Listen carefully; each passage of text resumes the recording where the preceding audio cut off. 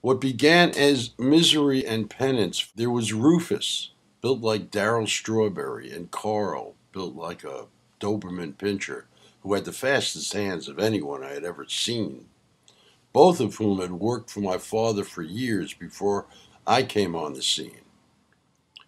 They liked me, and they let me see the hidden bottles of liquor they carried and nipped on during the day, and on occasion gave me a nip as well. I heard their patter about women and clothes and singers and clubs. I heard, oh man, you don't want to be doing this shit, do you? Nah, not you, man. Get the fuck out of here, man. Go on, get. And then there was Arnie Beck, a kid about 10 years my senior, but young when compared to the others who worked there. He'd eyed me and I eyed him.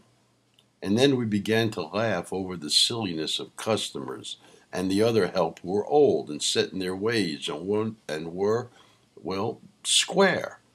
And I never did want to be square. I couldn't stand that when I felt it inside of me, and I certainly didn't like it when I detected that in others. I wanted to be anything but square. One day, going into the bathroom, I opened the door to find Arnie about to shoot junk into his arm. Close the door, will you? I did. I looked at a syringe much like my own, but it was not like mine. Mine was clean, clinical, unemotional, except in the demands it made on my life, like needing it to keep on living.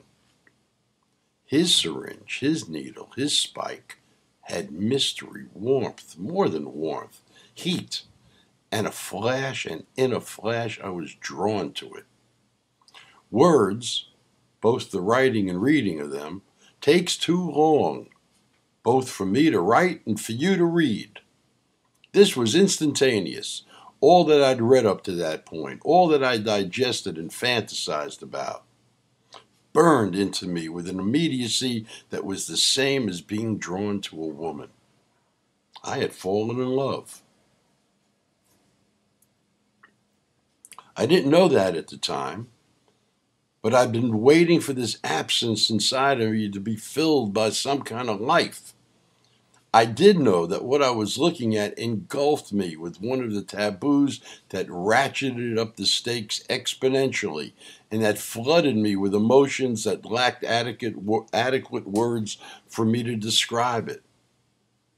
As I said, I never mourned my mom. Never. And now, on a very deep and unconscious level, I never would have to. He had a belt wrapped around his arm and was looking for a vein. It's junk, man. Schmeck. Skag. Heroin. He laughed, nearly dislodging the cigarette dangling from the corner of his mouth. You're not going to tell your old man, are you? No. Thanks. Now beat it. And don't do this. It fucks with you too much. I closed the door to the bathroom and thought about it for the rest of the day, and then some. On the way home that night, my father announced to me, we're going out. Eat quickly. And after that, get dressed. We are? Where are we going? A joint in Bed-Stuy. It's on Eastern Parkway, called the Town Hill. You're going to hear Sam Cooke. No. You kidding? Are you kidding? I'm not kidding. We're going. How come? Sidney, my friend. You know Sidney. He's good friends with him. Knows him for years. You're going to meet him tonight. No. Yeah. No. Yeah. Just don't say nothing to your mother. I'm telling her we're going to a ball game. Yeah, okay. I felt a little funny, but not much. My transgressions turned into something else. It turned into the unexpected.